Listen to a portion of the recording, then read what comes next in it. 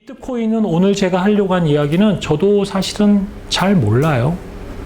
저도 뭐 이렇게 세상에 트렌드한 거를 세상에 새로운 트렌드가 뜨면 우선 첫 번째는 또 떴냐, 또 봐야 되는 거냐 뭐 이런 고민이 있고, 그러다가 이제 슬금슬금 누가 나한테 연락이 와요. 혹시 아냐고.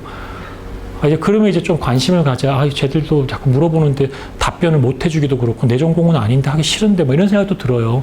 그런데 이제 또 그렇게 하다 보니까 또 하게 되고 하는데, 아직은 사실 비트코인하고 핀테크 이런 것들은 제가 잘 몰라요. 모르는데 요즘에도 또 자꾸 연락이 많이 오고, 난 금융권 관심은 넌 테크닉이잖아 뭐 이러면서, 테크놀리지 쪽이니까 뭐 그거 왜 모르냐 뭐 이러면서 자꾸 핀잔을 주고 해서. 근데 하여튼 내년이죠. 내년에는 빅데이터 플러스 핀테크, 또 빅데이터 플러스 스마트 시티 뭐 이런 또 키워드, 뭐 비슷비슷한 키워드들인데, 그러한 것들이 똑같이 비슷한 건 아니죠. 뭔가 좀 업그레이드는 됐죠. 그죠? 그 업그레이드가 된 것의 차이점, 또 이것들을 붙이는데 사람들은 어떤 식으로 이것을 사업화 만들 것이고 어떻게 할 것인가 이런 것들을 좀 봐야 되고, 그러한 준비들을 여러분들이 해놓으면 학교 현장에 원하든 원하지 않든 뭐 어느 날인가는 또 무슨 칠판 뭐 이러면서 새로운 거 돈 막 넣고 하라고 들어온다고. 그러면 뭐 내가 학교는 안 하겠지. 그러다가 어떻게 내가 하게 되거나 이렇게 됐을 때 그 국가에서 좋은 시범 사업하고 돈 넣고 하는 것을 본인 자체가 관심이 없고 하기 싫은데 떠맡으면 얼마나 힘들겠고, 그 사업 자체가 얼마나 돈 낭비예요. 나라 세금 낭비고. 그렇지 않아요? 그지? 비록 우리가 살고 있는 일상에서 내가 하는 현업 자체만 힘들어서 다른 건 못한다고 할지라도 좀 그런 생각해보자라는 데에서 제가 오늘 이걸 가지고 왔고요. 이 사진은 미국 내 최초 합법적 비트코인 거래소가 문을 연다 뭐 그런 기사에서 크립토 커런시라고 해서 암호화된, 암호로 잘 보안이 되어져 있는 이제 화폐죠. 커런시고, 지금까지 저희가 이제 교육 정보가 무엇이고, 교육 정보의 메타 값을 어떻게 가지고 올 거고, 메타라고 하는 키워드로 교육 정보를 어떻게 바라보면 우리가 살고 있는 모든 환경에서 사물 인터넷이 오건 뭐건 거기서 교육적 가치가 무엇인가 생각해 봐야 되고, 그거를 혼자 그림 같은 거 많이 그려봐야 되고, 뭐 그렇게 해보자 그런 얘기를 자꾸 많이 했는데 이제 그러면서 이제 조금 후반부 10주, 11주가 넘어가면서 제가 라이프 스타일이라는 걸 얘기해 주면서, 뭐 사실 인문융합 저도 잘 모르면서 인문융합 얘기하고 라이프 스타일을 이야기했고, 로깅 데이터를 또 이야기했고요. 그죠? 그래서 일상생활이 끊임없이 추적되어지고 로그인 되어지는 거잖아요. 그런데 로그인 되어지는데 내가 나도 모르게 올리는 정보, 그리고 어느 한 시점에서 내가 그 정보를 받고 싶은데 정보를 또 내가 원할 때 구하기가 또 어려워요. 내 정보를 할지라도. 그쪽에서 보관해주면 좋은데 보관을 안 해준 경우도 많고, 뭐 등등등의 이유로, 그죠? 그래서 로그인 정보만을 쭉 잘 살펴보아도 나 자신이 가지고 있는 굉장히 많은 것들이 드러날 수밖에 없는 거죠. 그죠? 그래서, 제가 오늘 뭐 심리 이렇게 하시는 분들을 좀 만나 뵙는데, 오늘 낮에, 그분은 이렇게 사람이 고개를 막 이렇게 흔든대요. 흔드는 것 같아, 내가 지금? 나 그냥 가만히 있는 것 같은데? 근데 그분은 중추신경계에 의해서 미세하게 사람이 이렇게 움직인대요. 확대하거나 정밀하게 보면. 그러니까 내가 보통 관심하고 있는 패턴이라는 것은 이런 패턴, 이런 패턴, 뭐 이런 패턴, 뭐 이런 것들 정도로 하는 통상적인 이런 것들, 뭐 웃는 모습, 이런 것들을 통한 어떤, 패턴을 통한 인문적인 사람이 가지고 있는 시그널에 대한 것을 분석하는 거였다면, 그분은 나도 모르게 이렇게 뇌에서부터 시작되어져서 머리가 일정하게 진동하고 움직인다는 것을, 30프레임 정도, 15프레임 정도 되는 동영상 정도의 퀄리티로만 찍어도 그거를 분석하는 알고리즘으로 저 사람이 현재 폭력적인 그 DNA가 확 폭력적인 어떤 호르몬이 쫙 올라가 있는 상태다 아니다 뭐 이런 것들을 판단하고 이야기할 수 있다. 뭐 이런 얘기를 하시더라고요. 그래서 되게 하면서도 있을 수 있겠다 이런 생각이 들었어요. 비트코인 어떻겠어요? 생각해 보세요. 누군가가 돈을 이렇게 막 쓰는 걸 보면 그 사람에 대해서 좀 알 수 있지 않을까요? 우리가 평생 살 누군가를 만나려고 할 때 그 사람의 돈 씀씀이에 대해서 조금 이렇게 우리가 알게 모르게 좀 테스트하는 거 있잖아요. 테스트하는 거 있잖아요. 그죠? 좀 이렇게 알게, 왜냐면은 경제적인 삶은 우리가 늘 경제적인 토대라는 건 우리와 동떨어진 건 아니니까 왠지 그런 얘기를 하면은 좀 쌍스러워 보여서 이렇게 이야기를 안 하는 거지, 사실은 이렇게 이 사람이 좀 나랑 그런 씀씀이가 비슷한 사람인지 또 너무 많이 쓰는 사람인지 막 이런 걸 생각하게 되잖아요. 그죠? 그래서 이런 것이 하나 있어도 그런 정보들이 축적되어진다면 이건 이제 다 이제 전자거래가 되는 거니까 기록에 남을 거 아니야. 누군가가 본다는 거냐. 기록에 남는다는 건 누군가가 본다는 거야. 근데 그 본다는 게 정보가 분산되어져 있으니까 그렇지. 너희들이 내 수업을 듣고 있는 이 태도들, 그지?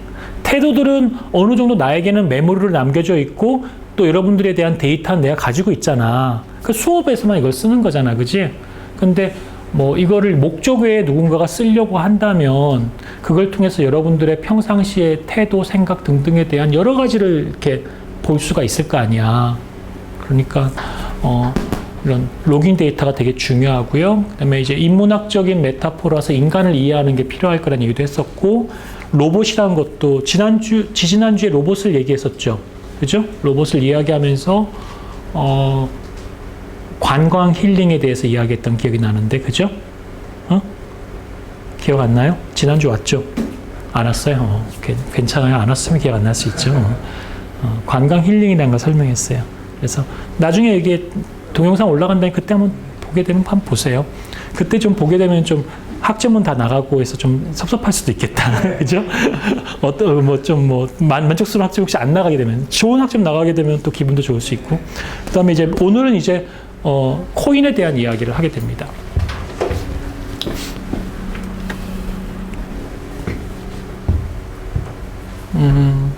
오늘날 시대가 데이터가 이끄는 시대가 온 것 같아요? 어떻게 생각해요? 저기요, 데이터가 오는 시대가 온 것 같아요? 뒤통수만 보이니까 괜찮아? 데이터가 리딩하는, 데이터가 우리의 판단을 리딩하는 그런 시대가 온 것 같아요? Not yet?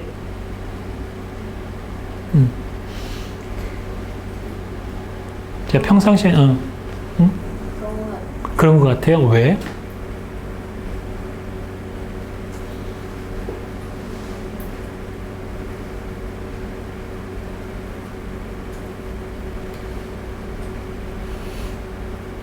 좋아요. 뭐 답장 안 해도 괜찮아요. 뒤에 분이 있으니까. 그래요. 안 찍히니까 편안하게. 큰 소리로 말해도 괜찮아요. 안 들릴 수도 있어요. 왜냐면 이렇게 마이크가 조금 없으니까. 데이터가 이끄는 시대가 온 것 같다고 얘기하는데, 어떨 때 느껴요? 제가 쇼핑을 원해서 검색한 목록이 광고를 계속 연관해서 뜨는 것도 그렇고요. 구글 크롬 하면 그렇죠. 저 같은 경우 구글 크롬 깔고 최근에 에어컨 바꾸려고 했는데 에어컨 샀는데도 왜 이렇게 에어컨이 많이 뜨나? 오른쪽 창에. 그죠? 그런 얘기 하는 거죠. 그래, 그런 거 있죠. 또 다음 클라우드 종료됐어요. 좀 마음이 좀 그래요. 그죠?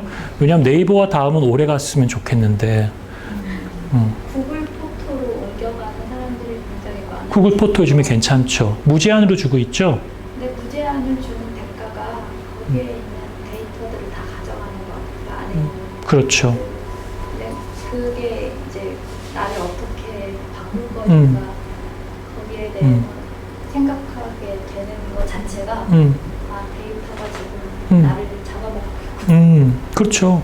구글은 이미지를 통해서 전 세계 사람들이 그 이미지를 무엇으로 판단한다고 하는 것을 그 이미지 레이어블이라고 하는 게임이 있어요. 아주 유치한 게임인데, 어떤 사람이 막 이러고 있다?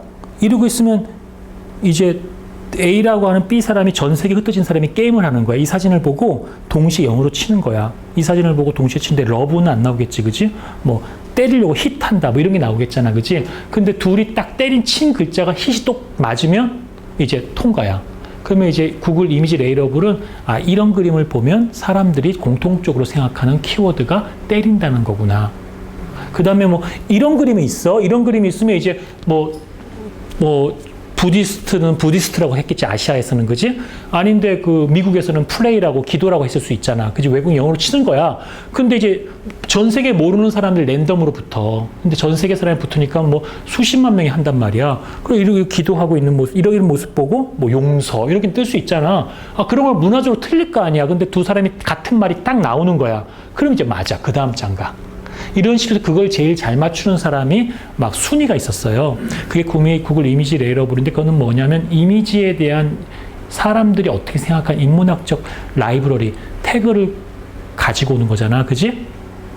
무슨 말인지 알겠죠? 왜냐하면 기계는 이미지를 보고, 컴퓨터는 이미지를 보고 문맥을 파악하기가 어렵거든.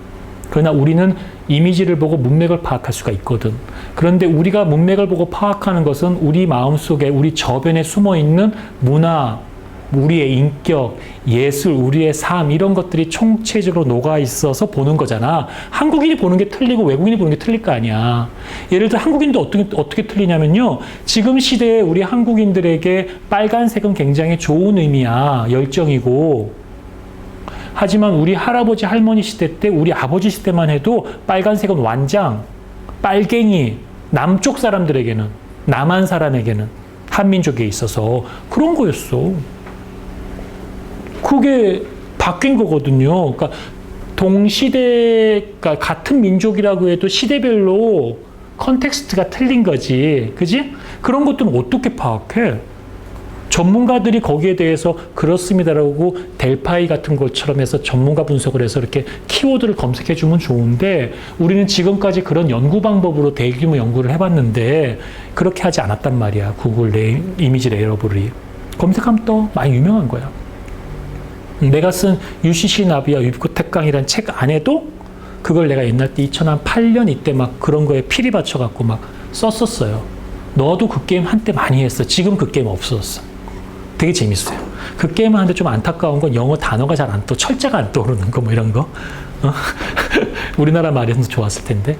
되게 유치한 게임이에요. 근데 되게 효과적이야. 막 톰 소요의 모험 같은 거 있잖아. 톰 소요가 이렇게 머리가 참 좋은 친구잖아. 톰 소요가. 그러니까 페인트 칠을 하기가 싫은 거잖아. 하기 싫으니까 친구들한테 너무 재밌게 막 페인트 칠을 하니까 나중에는 그 하기 싫은 노동을 친구들에게 뭐 이렇게 과일도 얻어먹고 뭐도 얻어먹으면 시키고 지는 관리 감독하잖아. 이게 되게 지혜로운 친구인데 구글이 그런 짓을 한다고 생각한 거야, 나는.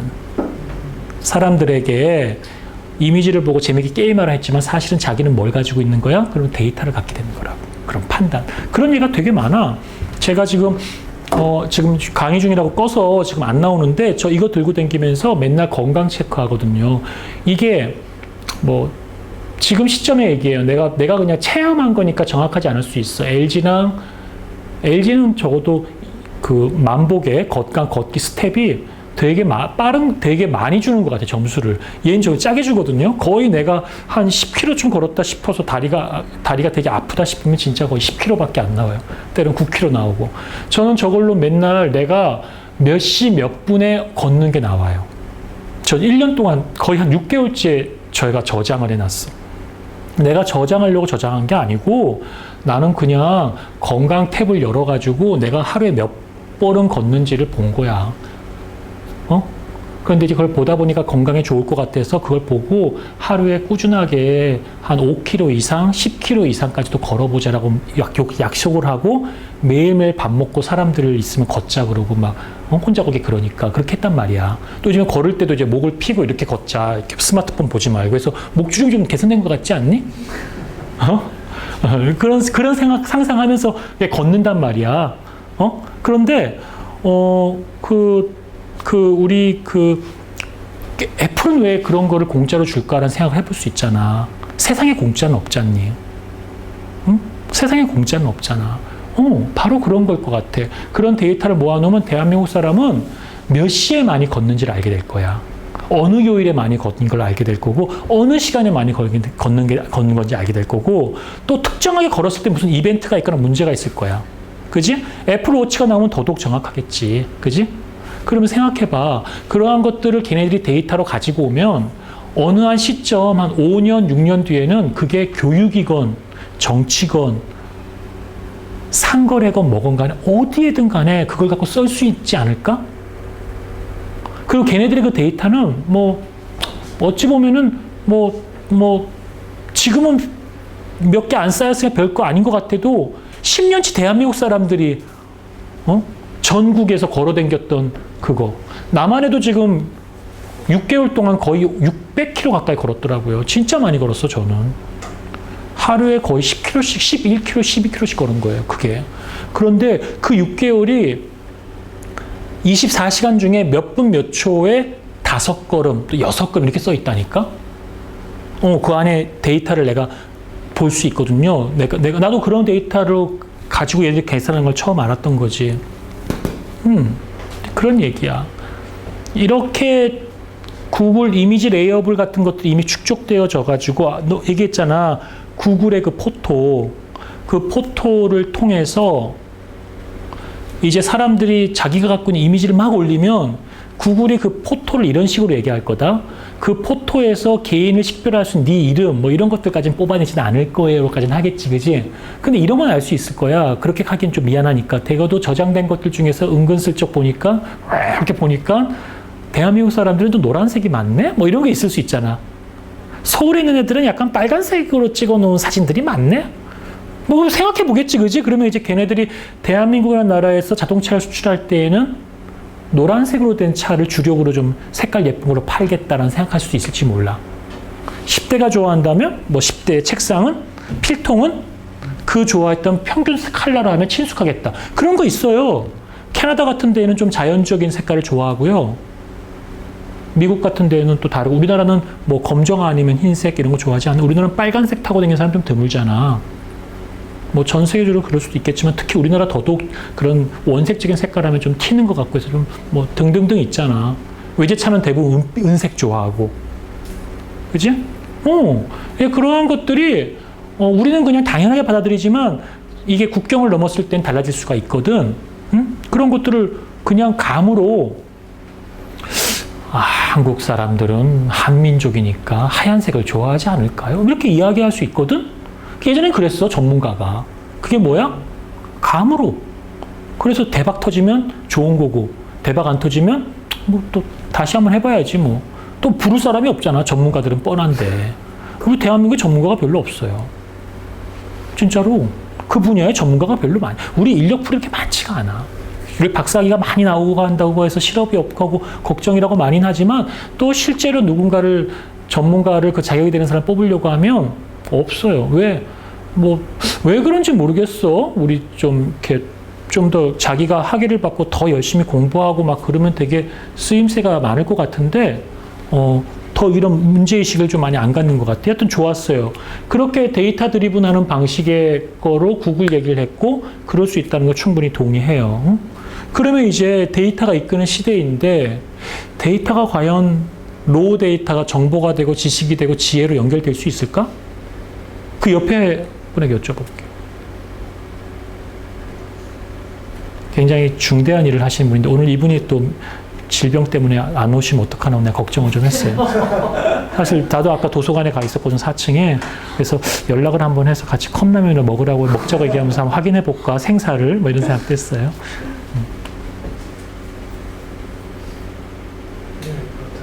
그 왜? 어떻게 연결돼? 굉장히 추상적이지 않아요? 로우 데이터, 인포메이션, knowledge, wisdom.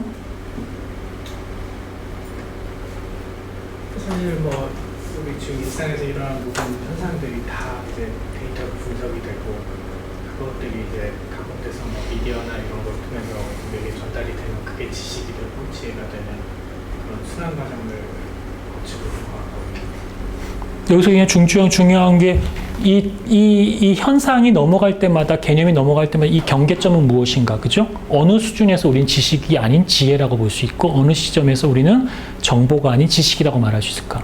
이게 학교 현장에서 다루는 정보의 IoT 같은 로우 머티리얼, 그냥 센싱값, 그냥 데이터 값이 막 올라올 거 아니야. 거칠게 날것으로 올라온다고 표현하잖아. 그래, IoT 깔리니까 생각해보자고. 여러분들 책상, 강의실, 여러분 하는 목소리, 말투, 막 로우 데이터로 막 그냥 잘 다듬어지지 않은 채로 막 올라올 거 아니야. 응? 제 강의도 뭐 막 지금 막 하고 있잖아. 하면 이제 편집하시는 분이 뭐 편집해주거나 뭐 음악을 배경음악도 좀 깔아주면 좋겠다. 클래식 바흐를 원해요? 깔아주시면? 뭐 이런 거. 그럴 수 있잖아. 그런데 그게 이제 그거는 그냥 그거잖아. 그게 어떤 걸로 바뀔 거 아니야. 우리에게 인간이 해석했을 때 인간에게 사회적 가치 뭔가 의미가 있는 정보라는 걸로 바뀌겠지 어느 시점에서. 근데 정보로 바뀐다는 거랑 그게 이제 지식화, 난리지화 되어진다 또 틀리잖아. 우리에겐 분명 의미 있는 정보야. 뭐 얘 주민등록번호, 뭐 얘 이름, 얘 학점 의미 있는 정보야. 그지? 그런데 이게 조금 더 묵히면 수업 시간에 꾸벅꾸벅 조는 횟수가 많은 학생은 성적이 좀 안 좋더라. 라고 하는 것을 약간 뭐 평균으로 이렇게 뽑아가지고 그런 패턴이 있을 수 있다고 얘기할 수 있잖아. 그건 하나의 정보들이 몇 개 엮여진 하나의 문장 같은 거잖아. 그죠? 그렇잖아. 그러면 이제 약간 우리 난리지 같은 개념으로 또 변하겠죠. 그럼 우리가 지금 살고 있는 스마트 시대, 소셜 네트워크 시대는 그러니까 뭐 같아? 데이터에서 정보 예를 들면 버스 시간표, 뭐 지하철 시간표 이런 게 나오면 그럼 내가 가려고 하는 목적지나 뭐 이런 것들을 검색했을 때 가장 짧고 진작 이런 수업하려고 갈 걸 했나 보다. 반응 좋은데? 최단 거리보다는 최소 비용 이런 것들에 대한 데이터 분석이 나오면 데이터에서 정보로 일어나는 것들은 지금 쉽게 활용되고 있는 부분인 것 같은데 지식이나 지혜로 가기 위해서는 약간 시대가 축적이 돼야 되고 거기에 통찰력까지 합쳐져야지 지혜로 갈 수 있지 않을까. 그래서 빅 인사이트에서 빅데이터라는 얘기도 많이 하잖아요. 그게 이 시점에 있는 건지 이 시점에 있는 건지 한번 생각해 볼 수 있겠죠. 그죠? 그리고 그러면 또 여쭤볼게요. 본인이 일하고 있는 현업에서는 현재 어떤 시대에서 어떤 정도의 데이터 수준에서 머물고 있는 것 같아요? 학교에 있다 보니까 데이터라고 하면 수행평가 점수, 중간 기말고사 점수를 합쳐서 성적을 내는. 분명 우리가 많은 정보화 시대에 살고 있지만 학교 행정이나 학교 일상에서는 아직 지혜까지 못 온 거는 뭐 우리 공감할 것 같고 우리 숙제들이고요. 지식까지도 우리 학교만 해도 고려대학만 해도 지식 난리지 시스템 뭐 이렇게 해서 지식 포탈 이렇게 얘기하고 있잖아요. 그게 이제 지식정보 시스템이라고 하는 뭐 이게 보통 전자상거래 MIS 이런 쪽에서 많이 연구를 하는 이 정리가 많이 된 연구예요.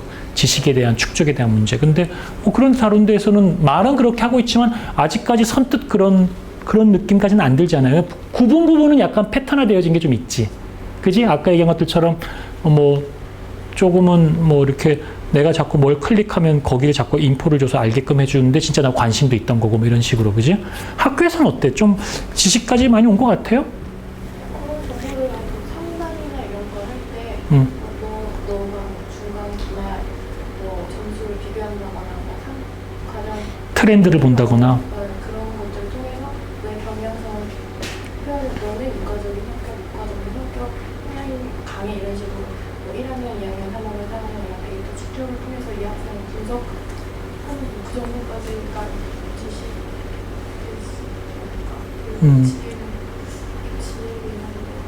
그러면 이제 생각에는 어느 정도 지식 난리지까지도 우리가 하고 있다. 그렇게 생각하는 거죠? 뭐, 그렇죠. 자신있게는 말은 안 하지만 좀 그래도 그렇다. 그렇죠? 그 다음에 그러면 좋아요. 지식을 생산했고 소통하고 구축하고 공유하는 메커니즘이 분명히 있어야 되겠죠. 그죠? 뭔가 이렇게 그런 것들이 이렇게 운영되어지는 절차 같은 게 있을 거 아니에요? 기대하고 있었죠. 본인일 거라고. 그죠? 순서가 지금 이렇게 가고 있으니까. 굉장히 지식 예측 가능한 시대에 살고 있잖아요. 제 질문도 예측 가능하게 해주니까 예제 옆에 분은 빨리 오지 피곤하다 막 이럴 수도 있고. 그죠? 그럼 뭐 여쭤볼게요. 어떨 것 같아요? 옆에 분은 이제 이 질문 같으니까 이거 생각하고 있겠죠, 지금. 이것만 보이는 거지. 안 들리고.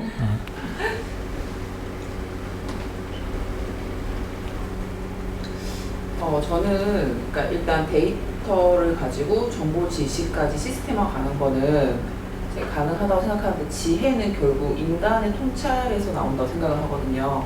그래서 지혜를 아마 뭐 구축시키고 공유하기 위해서 저는 메커니즘이 필요하지 않나 이런 생각을 좀 하고요. 지식의 생산, 소통, 구축까지도 이제 뭐 진짜 또 시스템화가 가능하다면 그 뒷단계, 마지막 단계는 지혜와 공유 정도는 인간이 좀 리더가 되어서 해야 되지 않나 생각을 합니다. 그렇죠. 그러니까 데이터 리딩 시대라고 해도 휴먼이 분명히 할 수 있는 역할이 있을 거다. 비록 인공지능 AI가 한없이 발전하고 로보틱한 사물들이 많이 나오게 된다 할지라도 휴먼의 역할이 있다면 역시 인사이트를 줄 수 있고 그러기 위해서 공유와 지혜 부분이 좀 더 달라질 수 있지 않겠느냐. 뭐 생산에서는 로봇 저널리즘 같은 걸 보면은 드론 띄워갖고도 생산할 수 있고 뭐 등등등이 있으니까 그런 생각인 것 같아요. 그죠? 꼭 생산 소통 구축이 아니라 또 다른 방향으로 수단되어질 수도 있겠죠. 그런 생각할 수 있겠죠. 근데 정말 이런 시대가 오면 아까 얘기했던 식의 그런 감으로 살지 않는 좀 더 정직하고 선명해지는 시대가 올 수 있을까요? 응? 진짜 그런 시대가 오나? 그러길 바라는 거죠. 그러길 바라는 거지, 그지? 우리의 삶은 늘 장밋빛을 바라는 것 뿐이죠. 장밋빛이 20년 뒤, 30년 뒤에 올지 안 올지는 뭐 지금 내가 해야 하는, 우리가 지금 하고 있는 우리의 액션에 따라 달라지는 거죠, 미래는. 그러니까 내가 봤을 때 지금 청년 실업이나 청년들의 삶이 가장 최악이라고 이야기하지만 20년, 30년 뒤엔 더 최악이 될지 그건 아무도 모르는 일이잖아요. 그죠? 여러분들의 자녀들이 더 힘들어질지, 그죠? 그래서 뭐 사실은 요런 질문 방식으로 하면서 칠판에 판서하고 가면서 보통 강의를 진행하는데요. 한 학기에 이렇게 뜨겁게 잘 하시는 반응의 분위기였으면 그냥 14주를 쫙 이렇게 했어도 재밌었을 것 같다는 생각이 좀 막 그렇게 주고받고 하면 아마. 자, 동영상 잠깐 우리 한번 볼게요. 제가 핀테크라고 하는 것을 준비를 해서 가지고 온 건데 조금 영어로 되어 있는 거지만 좀 보시는데 어려움이 없을 거예요. 자, 그러면 핀텍에 대해서 이야기해 볼까 하는데요. 저도 핀텍을 저렇게 뭐 심도 있게 알거나 그러지 않습니다. 또 제가 핀텍에서 하고 있는 소액 결제에 대한 부분에 대해서 최근에 그렇게 많이 연구하고 관심을 갖지는 않고 있고, 이제 웨어러블하고 빅데이터 하는 것도 힘들어서 헉헉거리고 있거든요. 그래서 제 관심 분야를 막 넓히거나 되도록이면 그러지 않으려고 하는데요. 인문융합 정도로 보려고 하는데, 이제 파이낸셜이랑 테크놀로지가 결합돼가지고 소액 결제라든지 여타 다양한 현장들이 지금 나타나고 있고, 뭐 예를 들면 우리 카카오 이용해서 머니 이용해가지고 친구에게 작은 결제해주고 은행 거치지 않고 바로 결제하잖아요. 돈 결제라는 게 보통 은행을 결치는 거잖아요. 현금을 준다면 중앙은행에서 준고를 받아가지고 주는 거고, 그죠? 현금 주는 것도 아니고 은행으로 무통장 입금한 것도 아닌데 우리가 뭔가 돈을 주고받고 있는 거래가 생기고 그걸로 소액이지만 뭔가를 받고 그걸 가지고 그 쿠폰 같은 걸 보여주면은 또 할인도 받거나 하면서 실제로 제품을 받을 수가 있는 시대에 살고 있거든요. 그러면서 뭐 크레딧 카드처럼 과거에는 그런 카드를 가지고 있는 회사가 수수료를 많이 벌었는데 아주 앞으로는 그런 핀테크를 하는 회사가 돈을 많이 벌 것이다 하는데 이게 교육과는 과연 어떻게 붙을 수 있을까요? 생각해 보는 거예요. 근데 지금으로서는 사실 이 분야가 다른 분야에 많이 붙여서 하고 있기 때문에 교육에 대해서는 우리가 생각을 많이 안 하겠죠. 지금 처음 들어보신 분도 있을 테고, 그죠? 그러나 뭐 사실 핀텍처럼 언젠간 에듀텍 같은 게 나오는 거 아니겠어요, 그죠? 우리가 지금 하고 있는 게 대부분 다 그런 거잖아요. 그리고 또 교육이라는 것도 엄격하게 얘기하면 뭐 이 자본주의 시장 논리에 따라서 돈을 잘 버는 사람을 또 키우는 거고, 돈을 잘 버는 사람들이 또 선호하는 그런 과에 아이들이 또 적성을 떠나서 많이 지원하게 되는 것도 사실이고, 너무나 그 최근에 전염병 사태를 보면서 나와 있는 우리들이 갖고 있는 자부심 중에서 우리가 이공대에서 1등서부터 1000등, 2000등까지는 일렬로 줄을 쫙 해서 등수를 세워서 그 안에 들어가는 가장 우수한 애들이 다 들어간 데가 의대 쪽인데 설마 우리나라가 이 세계적인 수준인데 이런 전염 바이러스에 우리가 망가지겠느냐 뭐 이런 소리 하잖아요. 그죠? 근데 그 자체가 얼마나 우리 사회 시스템이 편중되어졌다는 말이에요. 그죠?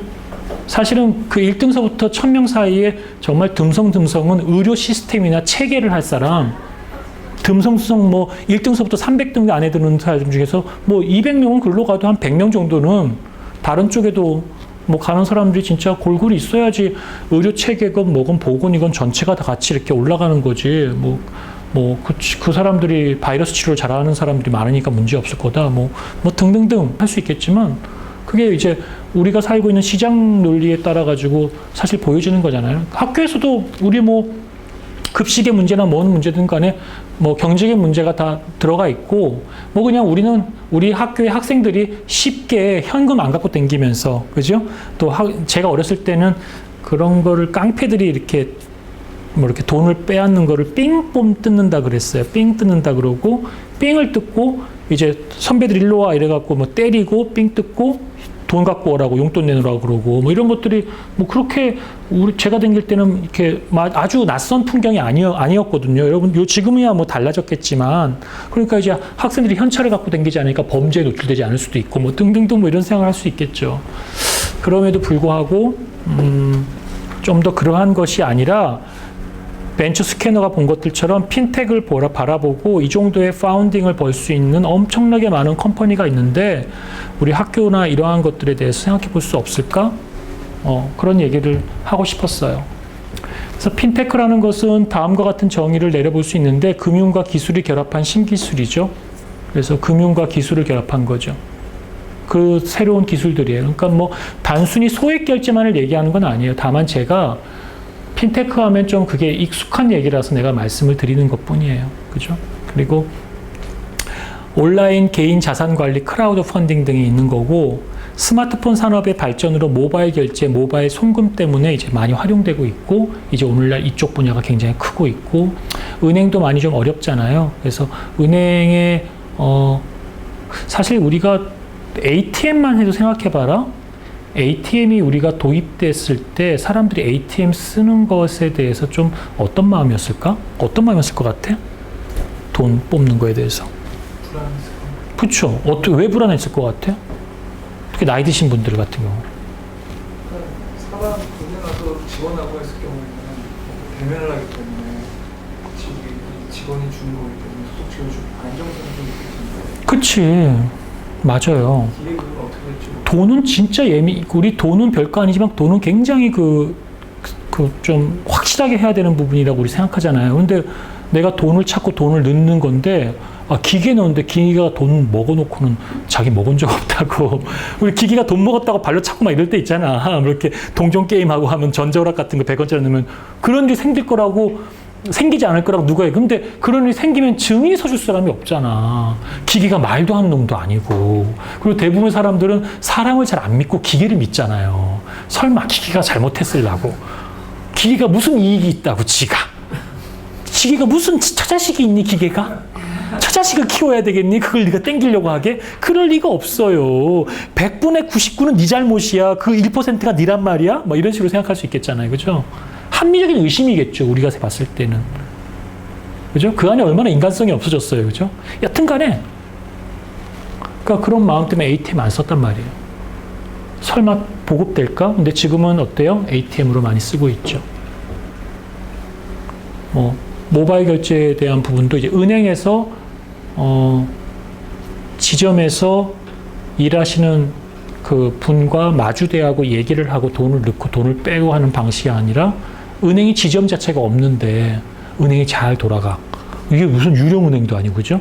저는 실제로 그런 은행을 그렇게 하고는 은행 지점을요, 카페처럼 해놨더라고. 그래서 하와이에 갔는데 내가 나중에 이따가 준비해 왔어요. 캐피탈원이라고.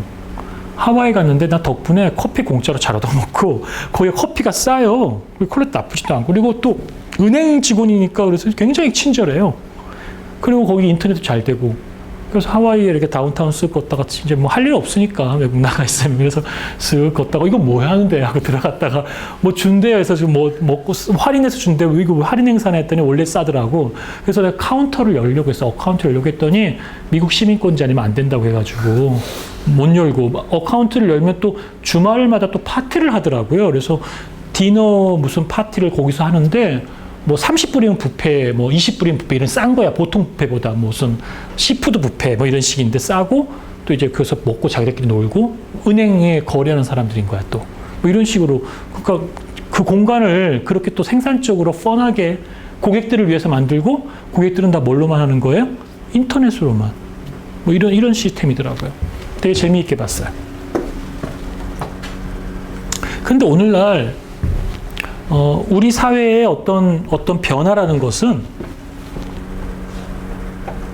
우리 사회의 변화라는 것은 사실 이렇게 난 사실 기술로 인한 사회의 변화가 꼭 바람직하다고 생각하지는 않아요. 사람이 문제가 있다고 생각하면 사람들끼리 머리를 맞대서 고쳐야지. 사람들끼리 머리를 맞대서 고쳐도 너무 사람들이 고착된 거야. 예를 들어 볼까?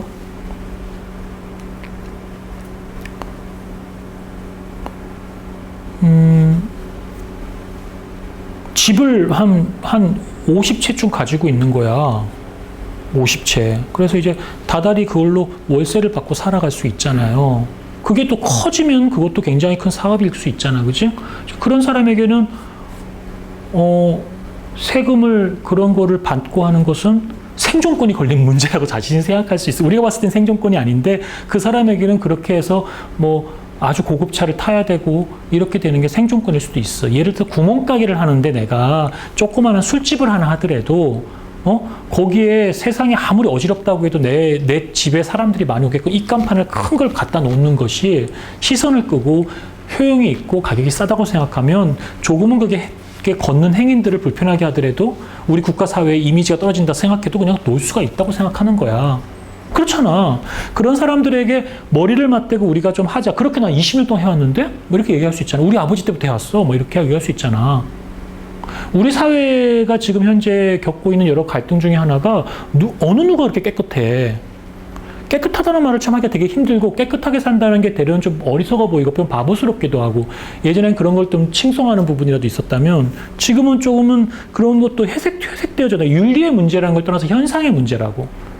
우리가 그냥 살아와 버린 익숙해져 버린 삶. 그러니까 어차피 성선설을 믿냐 성악설을 믿냐를 떠나서 성선설을 믿는다 할지라도 어느덧 사람들이 많이 모여 살고 저마다 생각이 다르고 또 저마다 이렇게 사는 게 각자 이렇게 사는 게 편한 대로 막 살다 보니까 조금씩 이렇게 누수가 생기고 조금 섞고 뭐 이렇게 돼가지고 그냥 좀 뭐 그렇게 해서 불평등하기도 하고 힘들게 된 상태로 그냥 이렇게 좀 많이 굳어진 거야.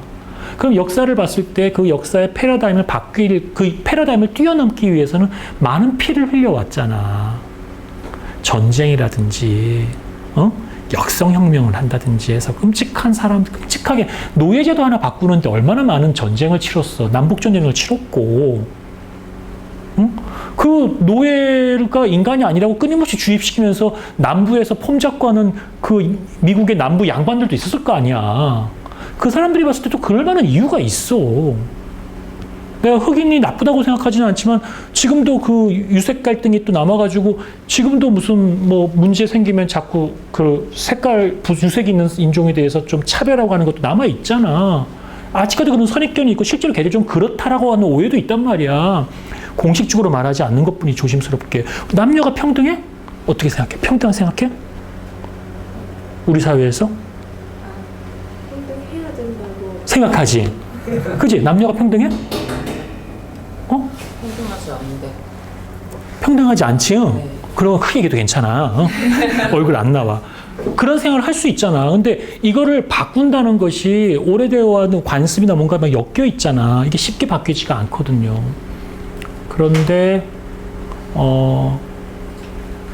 이제 그러한 것들을 바꾸기 위해서는 굉장히 큰 희생이 따르는데 좀 희생을 덜하고 그나마 또 바꾸려고 생각한다면 그 정도 희생, 다른 피를 흘리고 고통의 희생을 따른다고 생각한다면 조금은 거기보다 덜한 노력으로 따를 수 있는 여러 가지 것들이 기술에 의한 변화들이 생각할 수 있는 게 있을 것 같아요.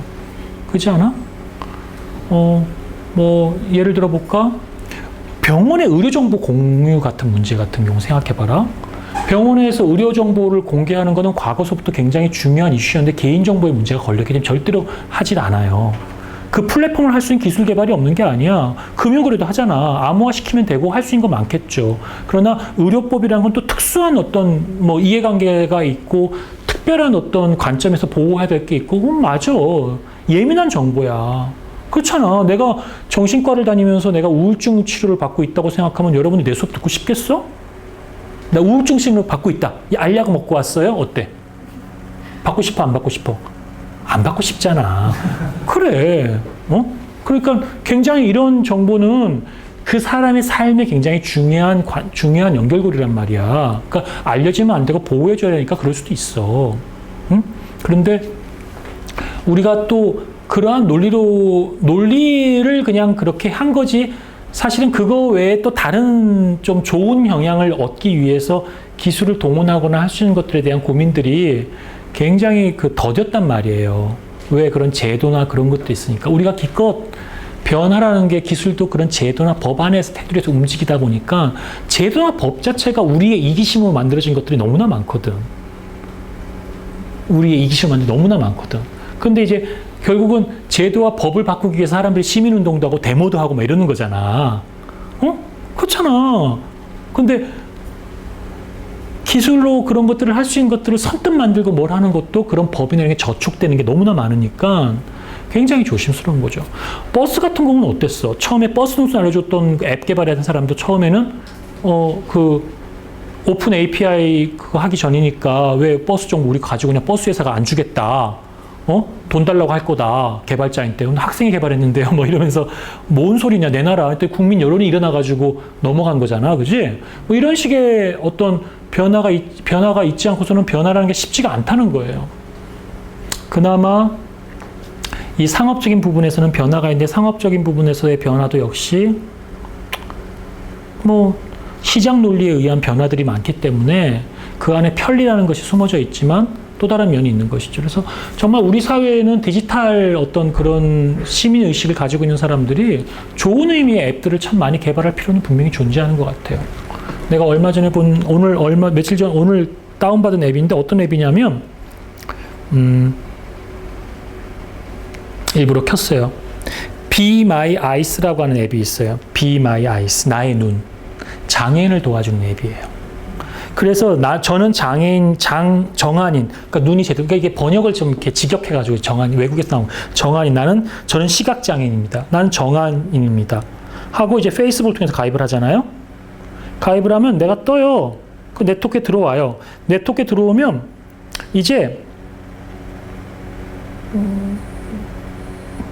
네트워크에 들어가면 이제 이 주변에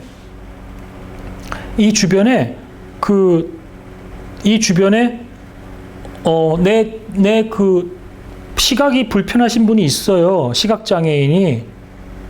그죠? 그러니까 19,700명이 있고요. 도와주려는 사람이 지금 현재 81,200명이 있어요.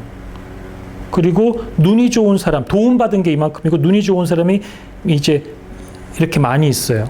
23만 명 가까이가 눈이 좋은 사람이에요.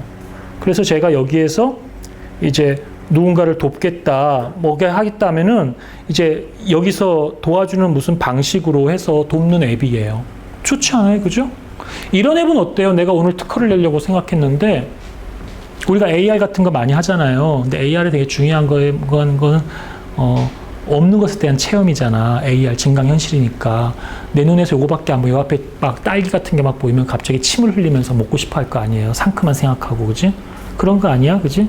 그러니까 AR을 그런 식으로 해서 지금까지 상업적으로 개발하라고 했더니 내 눈에 앞에 ATM기 어디 있다. 돈 빨리 찾아라. 은행역이 있다. 병원역이 있다. 맛집역이 있다. 둥둥 떠댕기고 누르면 몇 미터 앞 이런 거밖에 없잖아. 그치? 그래서 나는 AR로 교육이나 여러 가지 생각했을 때 상대방의 어떤 거를 체험해 본 게 되게 중요하니까 난 AR 앱을 하게 되면은 내가 설정할 것 같아. 나는 키가 190이에요. 체험하기. 190이 얼마나 사는 게 불편한지 알아? 그 다음에 나는 몸무게가 뭐 150kg예요. 그리고 이제 버스를 타려고 딱 하는 거야. 난 몸무게가 150kg에 가슴들이 얼마인데 버스 문 열고 들어가려는데 꼈습니다. 띠띠 울리는 거야. 그리고 이제 그런 사진을 재밌게 보여줘. 그러면 이제 느끼는 거지. 내가 진동이 오니까. 그러면 이런 사람 이런 게 힘들 수 있겠구나. 나는 나이가 80 먹어 다리가 조금 불편한 무릎 고관절 수술을 한 할머니입니다. 그래서 이제 버스를 타. 사는데 다리를 올리려고 하는데 야, 이게 삐띠거려. 왜 그래? 이게 고관절이 이게 안 꺾인다는 거야. 이게 뭐 설명이. 그러면서 이제 뭐 탈려는데 머리를 낮추십시오. 당신 부딪힙니다. 평상시는 그런 적 없었는데. 이러한 것들을 일상에서 하게 된다면 어린아이들이나 누가. 근데 이제 이거를 일상에서 하려면은 IoT가 다 돼서 해야 되잖아. 쉽지 않잖아. 그러니까 이제 체험으로 이런 폐교 같은 학교에다가 그런 루트를 잡아갖고 학생들이 이렇게 쭉 지나가면서 느끼도록 하는 프로그램을 만들 수도 있겠죠. 내가 그래서 그런 특허를 하나 써볼까 그냥 또 생각나는데 뭐 이런 생각하고 말았어요. 저 이제 그렇게 혼자 생각하고 많은 것들이 많이 있는 것 중에 하나니까 여러분들 쓰고 싶은 문제 쓰세요. 상관이 없어요. 돌아가셔서.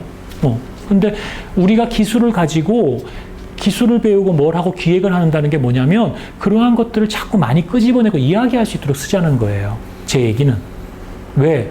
우리 시대에는 사회의 변화가 필요하기도 한데 왜? 우리 사회가 자본주의건 어떤 시대건 간에 너무나 오래 이 방식으로만 살아와서 이 방식에 때가 많이 낀 건 사실이거든요. 그런데 이 때가 많이 끼기 위해서 과거에 한 번씩마다 500년, 1000년마다 우리 역사 공부해보면 알잖아. 우리나라에 어떤 사람들은 또 그런 말을 하잖아. 조선시대가 너무 길었기 때문에 우리가 외세의 침해를 먹었다는 둥. 그 전에 우리가 다른 나라들처럼 좀 짧게 한번 혁명이 일어나서 나라가 바뀌고 그래서 새로운 세력들이 들어와서 토착 세력들이 기존에 뭐 훈구 세력 뭐 이런 것들이 막 지자식들 막 군대 안 보내고 막 지자식들 뭐 이런 짓 안 하고 새롭게 딱 정파했었으면 더 좋았을지도 모른다고 하는 뭐 지나간 얘기에 대한 말도 안 되는 상상하잖아. 지금 우리가 시대를 지나갔을 때 자본주의가 너무 오래됐어요. 뭐 이런 얘기를 할 수도 있는 거야. 대공황 때 한번 바뀌었어야 되는데 뭐 이러면서 대공황을 잘 겪었는데 그리고 50년 동안 너무 버텼네요. 막 이럴 수 있어. 그렇게 생각할 수도 있는 사람이 있겠다. 난 역사학자는 아니지만. 그런데 우리가 이런 역사의 변화를 하기 위해서 뭔가 또 예전처럼 그렇게 뭐 총 들고 뛰어다니고 한다면 너무나 우린 비극적인 삶이잖아. 그걸 원하는 건 아니잖아. 그러면 그런 삶의 변화라는 게 사람들과 사회에서 먹고 사는 문제가 다 고착화되어져 있기 때문에 잘 안 바뀌니까 기술이 그걸 뛰어넘거나 우회할 수는 생각해 볼 수 있다는 거야. 학교 현장에서 여러분도 똑같은 고민할 거야. 아니다. 이건 아닌 것 같다. 좀 더 바뀌고 싶은데 못하겠다, 나 혼자서는. 이런 생각하잖아. 네 혼자 하니까 안 되지. 누굴 만나려고 하는데 다 애들도 바빠. 다 힘들어. 우리가 그래도 학교 안에서는 정규 교사 나름대로 괜찮은 사람들인데도 바빠. 우리들끼리도 힘들어. 그러다 보니까 뭐 이렇게 답이 없어. 그냥 그러면서 밀고 가는 거야. 그러면서 우리도 알게 모르게 위에 쌓아왔던 안 좋았던 것들이 답습되어지고 이어지고 변화가 없이 간다고. 그러면서 또 욕하면서. 그러면서 이제 우리는 오직 세상을 구하지 못할 망정 뭐만 구해요? 내 새끼는 구할 수 있겠지. 왜?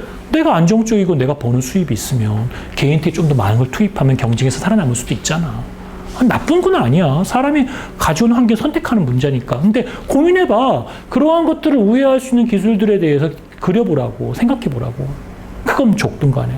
그게 또 때로는 지금 현재 법에 의해서 못하는 거라도 법 생각하고 뭐 생각하고 할 수 있는 게 아무것도 없어. 그런 것들 어차피 전문가가 아니까 깡그리 있고 한번 생각해봐.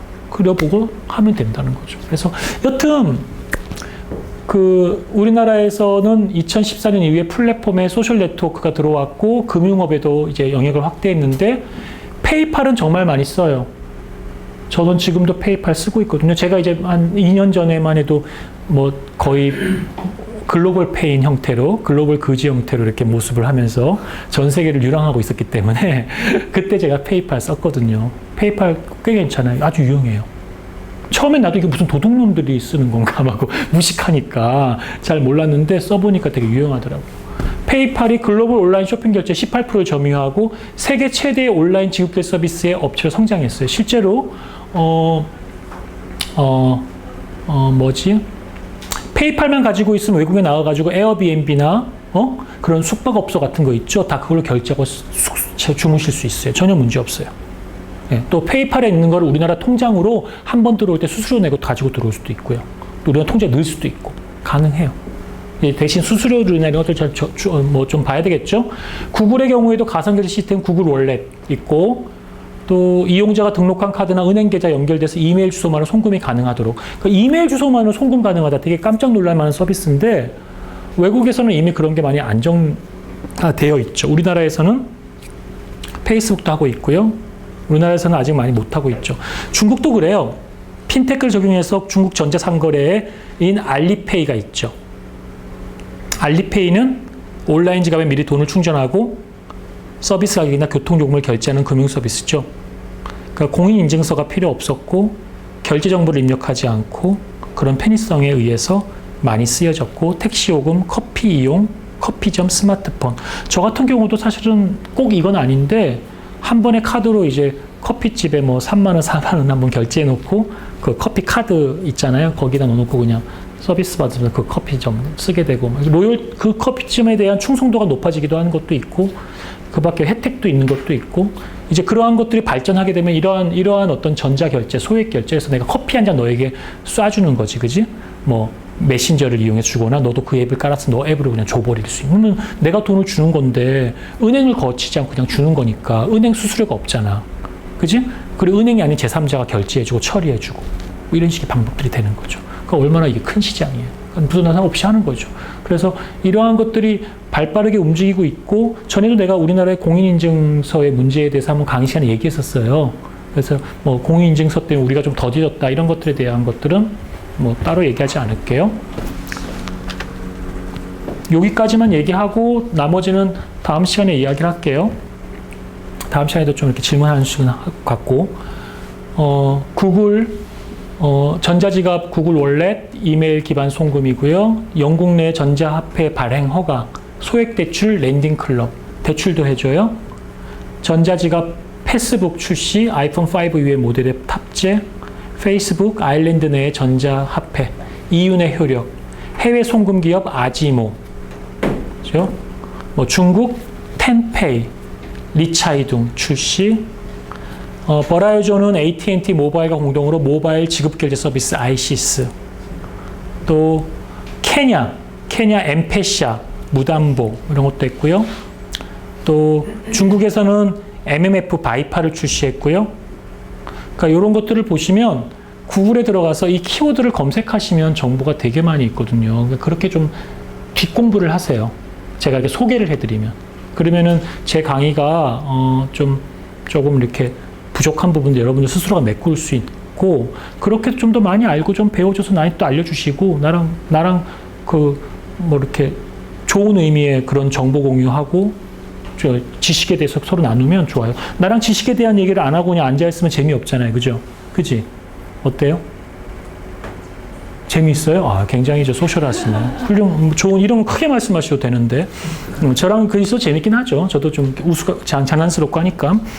아마존의 지급결제, 아마존 페이먼트 출시, 이런 것들이 있습니다. 제가 준비한 게 너무 많아서 오늘 시간 넘어갈 것 같으니까 오늘은 수업을 이 정도만 하고 나머지는 뒷단은 또 다음 주에 이어서 하겠습니다. 수고하셨습니다.